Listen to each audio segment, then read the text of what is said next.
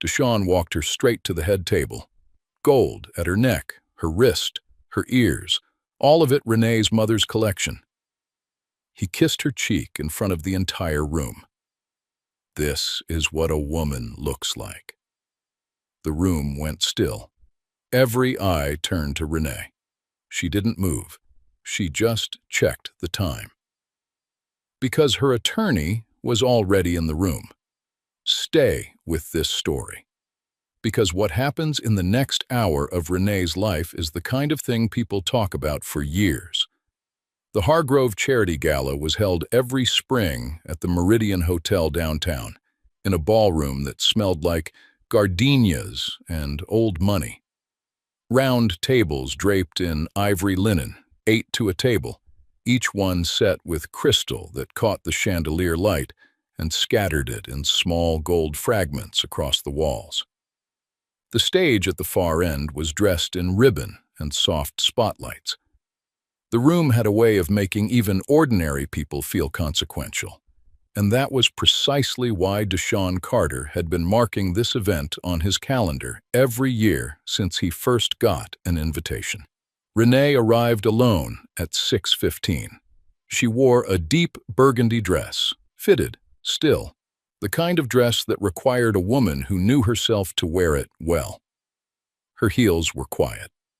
No announcement, no click that said, "Look at me." She found her assigned seat near the front, smoothed her skirt once with the back of her hand, and sat down.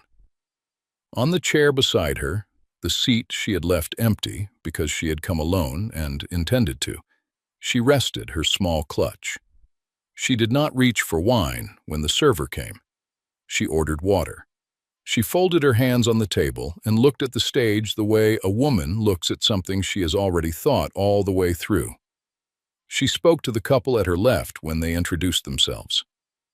She smiled at Deacon Pryor from their church when he crossed behind her chair and touched her shoulder in greeting. She accepted a compliment about her dress from a woman named Gloria at the next table, who leaned over with warm eyes and said, "Baby, you look like you came here on purpose." Renee said thank you and meant it. She was present in the room the way still water is present, completely, without disturbing anything. Then the back doors opened and Deshawn walked in. He had on a charcoal suit she had never seen. New shoes, low profile, expensive. His jaw was freshly lined, his posture arranged into the particular geometry of a man who wanted to be observed from across a room. He moved the way he always moved in public. Wide shoulders, chin lifted, the slow, deliberate pace of a man who had decided the evening was already his. And beside him, her hand resting lightly in the crook of his arm, was Brianna. Brianna was tall and composed, and she wore the gold like it had been made specifically for her body. The layered necklace sat across her collarbone in the graduated, intricate style that does not come from a department store. Hand-engraved links, each one slightly different from the last, the kind of craftsmanship that takes a particular kind of jeweler and a particular kind of time. The cuff bracelet on her left wrist was wide and polished, catching every passing light. The drop earrings moved when she turned her head, throwing the chandelier back in broken pieces. The set was complete, every piece present, every piece recognizable to the two women at the table near the door who had attended the same church as Renee's mother for over 20 years and who, right now, were holding their glasses very carefully and not speaking. Deshawn steered Brianna through the room without looking at Renee. He guided her past Renee's table as though the table were part of the furniture. He walked her straight to the head table, pulled out her chair, waited while she settled, and then leaned down and kissed her cheek. Slow, deliberate, angled for the room, and said at a volume that was not meant to be private, "This is what a woman looks like." The room went quiet in sections. The way a crowd goes quiet when something happens that everyone sees, but no one is supposed to acknowledge. A tightening, a stillness, a collective suspension of breath. Every eye in the room moved to Renee. She did not stand. She did not reach for her glass. She did not look at Deshawn or at Brianna or at the gold sitting on that woman's throat, the gold that had once belonged to her mother, that she had carried out of a pawn shop on Clement Street on a Wednesday afternoon, with a check in her hand and a chest full of something she had mistaken for love. She looked down at her wrist, at her watch, a single, calm look at the time. Then she set her hand flat on the table and turned her attention toward the stage, the way a woman turns her attention toward something when she has already decided the other thing is no longer worth her eyes. 8 months after the funeral, Deshawn sat her down at the kitchen table. He had a spreadsheet printed. His voice was controlled in the way voices are when a person is managing their own panic. He owed $40,000 to a supply vendor, a man named Harold Webb, who had provided materials for 3 back-to-back events and was now calling in the debt. If the balance wasn't cleared within 60 days, Harold intended to file a public complaint with the Business Licensing Board. Deshawn pushed the paper across the table and looked at her with the look she had fallen in love with. The one that said, he believed in her even when he needed something from her. "I've moved everything I can move," he said. "I don't have it." Renee looked at the spreadsheet. She looked at her husband's face. She went upstairs. She came back with the cedar box. "Renee," he started. "Don't," she said quietly. "Let me do this." She sold the collection the following week, every piece except the locket. The pawnbroker on Clement Street was a fair and careful man who recognized old craftsmanship when it sat in front of him and who paid her accordingly. She drove home with a check and handed it to Deshawn without counting it out loud. He held her face in both hands. He said, "You saved us. You know that? You saved us." She closed her eyes. She let herself believe it completely. She needed to, right then. 6 weeks later, the debt was supposedly cleared. Almost immediately after, Deshawn began to grow distant in the way that men do once they no longer feel they owe you something. Smaller conversations, less eye contact, a new way of looking past her when she spoke, as if she had become slightly out of focus. One evening, she was crossing the living room when she heard his voice from the back hallway. Low, careful, close to the wall. She caught one sentence before the floorboard under her foot gave her away, and he turned. "She'll never look at the secondary account." She kept walking. She went to the kitchen. She filled a glass of water and stood at the sink and drank it slowly and thought about what a secondary account meant and why a man would say those words to someone else in his own house. She did not confront him. She set the glass in the sink. She turned off the kitchen light, and she began, very quietly, to think. She found the deposit slip on a Tuesday. It was crumpled in the breast pocket of a jacket she pulled from the hamper to take to the dry cleaner, folded twice, the tight fold of a man who stuffed a paper away without thinking rather than the careful fold of a man who meant to file it. She unfolded it in the laundry room under the single bulb overhead, and the amount sat there in plain black ink, exact to the dollar. It matched the check from the pawn shop on Clement Street. Every digit, every decimal. She stood in the laundry room for a long time, not crying, not shaking, just standing with the paper in both hands, reading the number over and over until it stopped meaning anything and then started meaning everything again.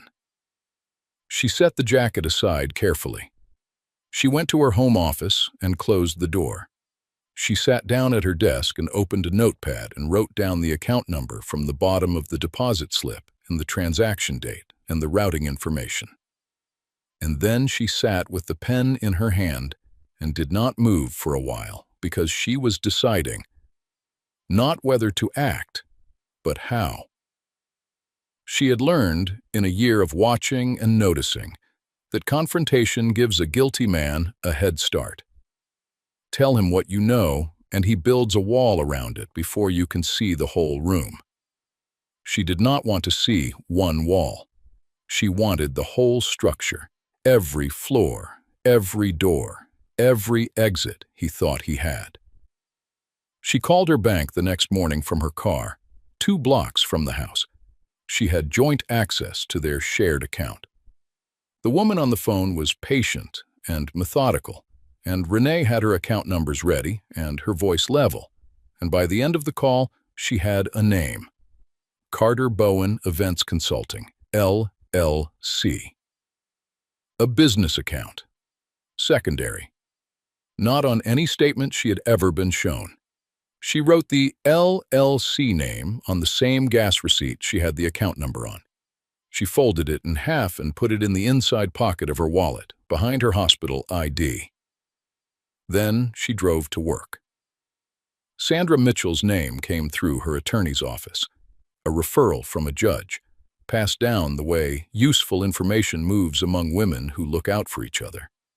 Sandra was small and deliberate and wore reading glasses on a chain, and she listened to Renee across the desk without interrupting, without the sympathetic head tilt, without any of the language that processes a woman's pain as a category rather than a fact.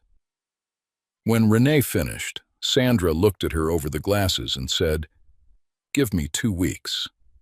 It took 11 days. The LLC had been filed the same month Renee sold the gold. Carter Bowen Events Consulting. Deshaun Carter and Curtis Bowen, co-owners, equal shares.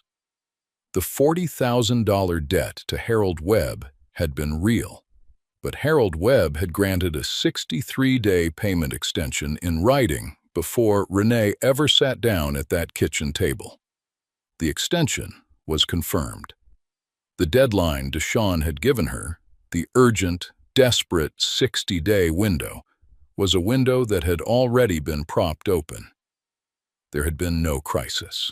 There had been no last resort. The gold had been taken from her not out of necessity, but out of convenience, and it had gone not to Harold Webb, but directly into the seed capital of a business that was registered, incorporated, and operational before her mother's collection was even out of the cedar box, and Curtis Bowen had co-signed the account. The same week that Renee drove alone to Clement Street and laid out her mother's jewelry on a glass counter and watched a man she did not know weigh her inheritance. Renee read the report once through. Then she went back to the beginning and read it again. The deliberateness of it, the planning, the extension they had already secured before they even sat her down at the kitchen table, needed to land completely before she could decide what came next. Curtis, the man who ate at her table, who used her good dishes without being asked, who knew her mother's name, who had stood beside her at the graveside when Deshaun stepped away and she had been alone at the edge of the grave in January cold. That man had looked her in the face every week while carrying the full knowledge of what they had done. Sandra leaned forward and slid a second envelope across the desk. It was sealed, letter-sized, slightly thick. "There is one more thing," she said. "You will want to decide when you use it and how." Renee looked at the envelope. She did not open it immediately. She picked it up and held the weight of it in her hands and understood, from its particular thickness, what was likely inside. Her hands were very steady. She concentrated on keeping them that way. "When?" she asked. Sandra's expression did not change. "That," she said, "is entirely yours to decide." Renee placed the envelope inside her bag beside the investigation report. She thanked Sandra. She drove home. She sat in the driveway of the house she had shared with Deshawn for 2 years and 9 months, and she thought about her mother, and about the gold, and about Curtis, and about the 4 words on the back of the locket she was wearing right now against her collarbone, still standing. She pressed 2 fingers against the locket through the fabric of her blouse. She felt its small, familiar shape. Then she went inside. She made dinner. She set a plate in front of Deshawn and she asked about his day with the same tone she always used, and he told her it was fine and asked nothing about hers, and she ate her meal and cleared the dishes and went to her home office and sat down in front of a blank notepad and began to write. She did not write her feelings. She wrote a plan. She knew about the gala from Deshawn's shared business calendar, an entry she had noticed weeks earlier while scheduling a dentist appointment on the joint tablet they kept in the kitchen. Community Business Recognition Award, the Hargrove Charity Gala. He had not mentioned it to her. She had not mentioned that she had seen it. She filed it away the way she filed everything she intended to return to. She RSVP'd for herself 3 days before the deadline, her name only.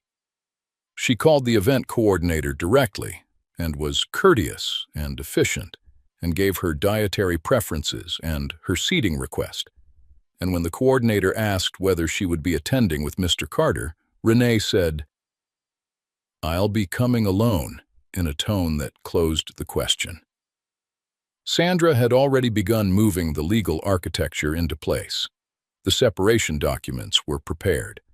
The civil claim against Carter Bowen Events Consulting was filed and ready to be served. Not filed publicly yet, held back, ready to be deployed at the right moment, the way a card is held back in a hand that already knows it will win. Renee reviewed every page. She asked questions. She understood what she was signing. She had not been careless with her own life once, and she did not intend to start. Her personal assets were repositioned quietly.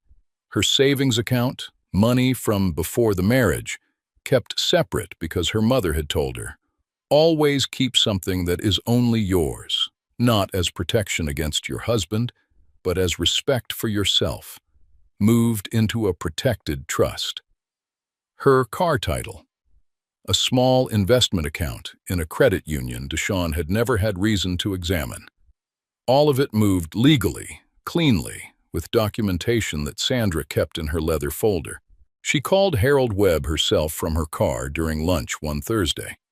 She introduced herself simply, asked about their account history, and said she would appreciate his honesty. Harold went quiet a moment, then said, "Mrs. Carter, I always thought your husband was good people. I'm sorry it turned out different." Past tense. Renee heard it land and asked whether he would be willing to appear at an event. Harold Webb said he would be there. She also sent Curtis a text, easy, warm, the way she had always written to him. His nickname, a question about his new project, a small joke about something he had mentioned weeks earlier. He replied within 4 minutes, relaxed, unguarded, completely comfortable. She read his reply and thought about the man who had written it, and then she saved the message and set her phone face down on the desk. Deshawn, in those weeks, was becoming something she could only describe as expansive. He stayed out later with less explanation. He bought 2 new things for the apartment without consulting her. A lamp she did not choose, a piece of wall art she did not like. The way a man decorates a space he has already decided he is leaving. He said things to her occasionally that were not quite insults and not quite nothing. Once, passing her in the kitchen, he looked at her with something that might have been contempt dressed up as pity, and said almost to himself, "You've gotten so small." She was washing a glass at the sink. She finished washing the glass. She set it in the drying rack. She said nothing. The night before the gala, Renee stood at her closet for a long time. She ran her hand along the row of dresses until her fingers stopped on the burgundy one. Fitted, still, the kind of dress that requires a woman who knows herself. She took it down. She held it against herself in the mirror of the closet door. She thought about her mother, who had worn gold to her daughter's wedding and looked like something consecrated. She thought about the 4 words on the locket she would wear tomorrow. The last piece, the kept piece, the piece she had held back when she handed everything else over. She hung the dress on the door. She went to bed at 10. She slept without interruption straight through until 6 in the morning, which was the sleep of a woman who had made every decision she needed to make and was simply waiting for the morning to begin. By 7 o'clock, the Meridian Ballroom was nearly full, and by 7:30, Deshawn had settled into the comfortable arrogance of a man who believes the evening is already decided in his favor. He laughed loudly at the remarks of the man beside him. He refilled Brianna's glass without being asked, and leaned in to say something that made her smile with her hand covering her mouth in the practiced way of a woman performing delight. He was, in every visible way, a man who had won. Renee moved quietly. She had arrived first, 45 minutes before him, and in those 45 minutes, she had done 3 things that could not be undone. She had found Terrence, the event MC, near the back hallway and spoken to him for 3 minutes. He listened. He asked one question. "You sure about this?" She said she was. He nodded once. She had located Harold Webb at the table he had been assigned near the right wall of the room and made eye contact with him from across the space. He gave her a single nod. His hands were folded on the table. His phone was in his breast pocket with the documents queued and ready. And she had watched Sandra come in through the side door at 7:14 in a dark suit and low heels, carrying the leather folder the way a surgeon carries an instrument, functionally without ceremony, and take a seat near the back where she could see the whole room. Deshawn did not notice Harold Webb. He did not notice Sandra. He was focused on his own performance, and people who are performing rarely look at the audience carefully enough to see who is in it. The room had its own temperature shift, somewhere around 8 o'clock, the kind you feel in your body before your mind names it, like pressure changing before weather arrives. Renee had moved to 3 different tables in the preceding hour, speaking warmly to people she had chosen deliberately. 2 board members of Deshawn's largest client. A woman from the hospital board who had sent Renee flowers when her mother died. Deacon Pryor, who had been at their wedding. Each conversation was brief, easy, complete. She gave nothing away. She was simply present the way she was always present. Full attention, no performance. At 8:15, Deshawn looked across the room toward Renee's table and found her mid-conversation with the board members from his biggest account. Something moved across his face, quickly, there and gone, and he looked away. Brianna said something to him. He nodded. He reached for his water glass. His jaw was tight. Curtis arrived at 8:17 with the expression of a man who had told himself everything was fine and was working to maintain that. He found his seat, scanned the room, and then found Renee. She raised her glass toward him. Barely, just a small lift. He looked away first. Beside him, Yolanda was watching the gold on Brianna's neck with the particular expression of a woman who is not yet accusing, but has stopped being unsure. The MC took the stage at 8:19. The program was about to begin. Renee smoothed the front of her dress. She looked at the stage. She looked at the watch on her wrist. She touched the locket once, just once, with one finger, and then she placed her hand flat on the table and waited. The MC called Deshawn's name at 8:22. The room applauded, generous, the kind of applause a room gives when it does not yet know it is applauding the wrong version of a person. Deshawn stood with a modest smile he had practiced into looking natural, touched Brianna on the shoulder as he passed, and walked to the podium with the full posture of a man who had arrived exactly where he intended to be. He thanked the committee. He thanked his clients. He talked about the community and what it meant to build something that served people. He talked about vision, about persistence, about surrounding yourself with the right energy. He paused and looked toward the head table, toward Brianna, whose chin tilted up precisely on cue, the gold at her throat catching every available light. And he said, with a pause for weight, "I especially want to thank my personal support system, the people who remind you what you're building toward." Renee stood. She did not push back her chair loudly. She did not look around for permission. She stood, and she moved through the space between the tables with the evenness of a woman who had rehearsed nothing because she did not need to rehearse what she already knew. She arrived at the side microphone station. Terrence, the MC, was already stepping back. She leaned forward. Her voice came out level and clean.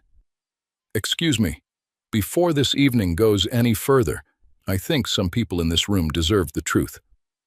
The room turned. Every face. Deshawn's hands went to the edges of the podium. Brianna went very still. Renee looked at the room, not at either of them. "6 months ago," she said, "I sold my late mother's gold collection, every piece she left me. I sold it because my husband told me our business owed $40,000 to a vendor, and that if I didn't help cover it, everything we had built together would be lost. I believed him. I loved him. I gave him the only physical thing my mother left me when she died, because I thought that was what you do when you love someone. You give them what you have." She let the room hold that for a moment. "Harold Webb is here tonight. He is the vendor my husband described as the reason I needed to sell." Harold Webb rose from his seat near the right wall. He stood with the patient solidity of a man who has spent decades standing on what he knows. "That's right," he said. He did not raise his voice. The room was quiet enough that he did not need to. "And I want everyone here to understand one thing clearly. 63 days before Renee Carter sold her first piece of that gold, I had confirmed in writing, that I had granted Deshawn Carter a payment extension. There was no emergency. There was no 60-day deadline. There was no crisis. The debt was always going to be settled. I have every document. I have the email chain. I have the date stamps." He reached into his breast pocket. "I have copies here if anyone needs them." The room did not make a sound. Deshawn had not moved. His hands were still on the podium. His face had gone through several different arrangements and settled on something that was not an expression so much as the absence of one. Sandra came forward from the back of the room. Her heels were quiet on the ballroom floor. She set the leather folder on the table in front of the award plaque, directly in front of it, covering the engraved name, and she opened it. "Mr. Carter," she said, without looking up from the page, "these are separation documents and a civil claim against Carter Bowen Events Consulting, LLC. You and Mr. Bowen will both be formally served tonight." The name Curtis Bowen landed in the room like a stone dropped into still water. Curtis straightened in his seat. The chair beside him held Yolanda, who turned to look at her husband with a slowness that said she had not needed the name to be said to start understanding. She looked at him, and he looked at the tablecloth, and the distance between those two directions was the end of something. Right there at Table 9 of the Hargrove Charity Gala, in front of people who had watched them arrive together. Curtis opened his mouth. Nothing came. Renee reached into her clutch and removed the second envelope, the one Sandra had set across the desk 11 days ago, the one whose weight she had felt in her hands and whose contents she had allowed herself to fully understand before she decided what they meant and when they would be used. She crossed to the head table. She set the envelope in front of Brianna, not dropped, set, deliberately. "You can open it," she said quietly, "or I can tell the room what's inside." Brianna's jaw tightened. She picked up the envelope and opened it. The photographs were printed clearly and dated. Brianna at a private dinner, wearing the complete gold set, necklace, bracelet, earrings, Deshawn's hand on her wrist, both of them leaning toward each other, smiling. The date stamp in the corner, 3 days after Renee drove herself to Clement Street. 3 days after she stood at a glass counter and laid out her mother's inheritance and believed she was saving her family. Brianna set the photographs face down on the table. She set them down slowly, with both hands, like a person setting down something they did not choose to pick up. Her face had gone careful. The arrogance that had been sitting in her posture all evening, the tilted chin, the proprietary ease, had gone somewhere it would not be returning from tonight. The room was absolutely still, crystal still, the kind of silence that only exists in large spaces when every person in it has stopped breathing at the same moment. Deshawn said, "Renee." She did not turn to look at him. She reached up to her collarbone and unclasped the small locket. She held it in her closed fist for one moment, the last moment she would need to. And then she leaned forward and set it on the table beside the award plaque, beside the leather folder. She pressed it down gently with one finger. She looked at it for the length of a breath. She had been carrying her mother's voice inside a piece of metal for a long time. She understood, standing there, that she did not need the metal anymore. The voice was hers. It had always been hers. It lived in her chest, not in a chain. She picked up her clutch. She smoothed the front of her dress once. She looked at the room, at the deacon, at the board members, at Harold Webb standing with his hands folded, at Yolanda sitting still beside a man who had run out of ways to look at her, at all the people who had come tonight expecting an ordinary evening and were leaving with something else entirely. She said nothing more. She turned and walked toward the exit. Even steps, unhurried. The kind of walk that belongs to a woman who came here knowing exactly how it would end. Nobody in that room said a single word until she was already through the door. The Hargrove Gala was on a Friday. By the following Wednesday, Deshawn had received a written notice from his largest client, a property development company whose 2 board members had been seated 3 tables away that evening. The letter was formal and final. Contract termination effective immediately. Final payment for completed work enclosed. No explanation offered and none owed. Deshawn read it at his office desk and set it down and picked it up and set it down again. And none of those motions changed what it said. Harold Webb filed a formal complaint with the Business Licensing Board regarding the financial misrepresentation. The complaint triggered an audit of Carter Bowen Events Consulting, LLC. The company's bank account was frozen pending review. Curtis hired his own attorney the following Monday, which told Deshawn everything he needed to know about how Curtis planned to manage what came next, which was alone and at distance, and by making himself a separate and distinct legal problem from the one that had Deshawn's name on it.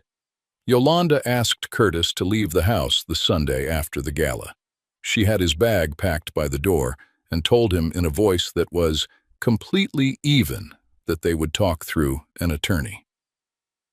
Curtis called Renee that Wednesday night. She watched her phone ring and let it go to voicemail. He left a message that began, "Renee, I know there's nothing I can say that—" She deleted it at 7 seconds. She already knew how that sentence ended. Brianna was photographed leaving Deshawn's building 3 weeks later with boxes. The gold collection was listed as an asset in the civil claim, subject to return. Deshawn called twice. The first time, late on a Sunday, Renee looked at her phone and let it ring, and then turned the screen face down and finished reading the chapter of her book. No voicemail. The second call came 4 days later, and this time she answered only to say, "Do not call this number again." She had the number changed the following morning. A woman from their church, someone who lived 3 blocks from the house Deshawn was now renting alone, mentioned gently, over coffee one afternoon, that she had seen him at a gas station, alone. Driving the same car from the business, the vinyl lettering on the door already beginning to peel at the lower right corner, the adhesive giving way the way things give way when the structure beneath them stops holding. Renee thanked her. She drank her coffee. She did not take the information out again and turn it over the way she might have once. She was not tracking what was falling. She was only watching what was rising. The office had her name on the door in clean, brushed gold letters. Renee Simmons Consulting. She had been building toward it for 2 years, quietly, on weekends and evenings, taking small hospital administration contracts through a freelance firm and reinvesting every payment and keeping the books in a spreadsheet she updated every Sunday night. She had not told Deshawn, not out of secrecy exactly, out of the knowledge that some things belong only to you until they are ready to be seen. She signed the lease 6 months after the gala. The office was small, 2 rooms, a reception area with a window that faced east, good morning light. She bought 1 plant for the reception area, and she watered it herself every Monday morning when she arrived, which was the kind of small routine that tells you a place is yours. On this particular April morning, the light came in low and gold across the surface of her desk, the way light does in early spring when it is still learning how warm it intends to be. On the corner of the desk, in a simple wood frame, a photograph of her mother. 4th of July, backyard, head thrown back in a laugh that started somewhere very deep and arrived completely, the gold earrings she was wearing catching the afternoon sun and throwing it back. The cedar box was at home, in Renee's own closet now, on the shelf. She had put the locket inside it, not because she needed to forget the 4 words, but because she no longer needed to carry them. They were hers already. They had been hers all along. Her assistant knocked on the half-open door. "Your 9 o'clock is here." Renee closed the folder she had been reviewing. She smoothed the front of her blazer with both hands, a small, self-possessed gesture, the gesture of a woman who is comfortable with the weight of herself. She stood. She walked to her office door. She opened it, and she smiled. Not the careful, measured smile she had worn through the last year of watching and waiting and thinking and planning, but the full one, the one that did not calculate anything, the one that belonged entirely to her and to no one else. Some women are not broken by betrayal. They are clarified by it. The fire burns away everything that was never really theirs to carry, and what is left standing afterward is the truest version of who they always were. Renee did not win because she fought. She won because she finally set down the weight of a man who had decided, long before she discovered it, that her sacrifice was a resource, and her love was a supply he could draw from without restoring. And the moment she placed that locket on a table in a hotel ballroom and walked away, That was not loss. That was the moment she chose herself completely and without apology and became fully, permanently free. If this story moved something in you, share it with someone who needs to hear it, because these are the stories we tell so that no one ever has to survive them alone.